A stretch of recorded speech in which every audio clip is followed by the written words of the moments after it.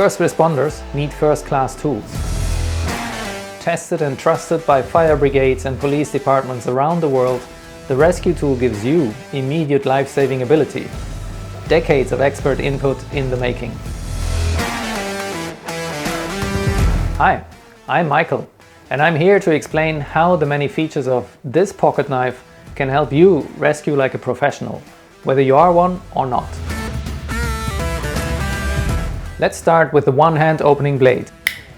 If you need to free someone trapped in a car, use this tool to cut the windshield's rubber sealant. Then use the pry tool to lift up the windshield. For added safety, both tools are automatically locked after opening and are easily unlocked after use. The window breaker tool is also critical. It will help you easily break windshield glass. Remember that metal needs to be very sharp to smash glass.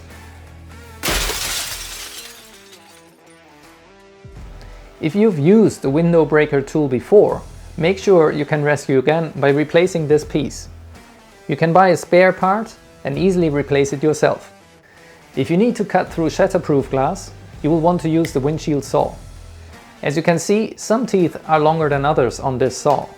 This irregular pattern allows for the most effective glass cutting.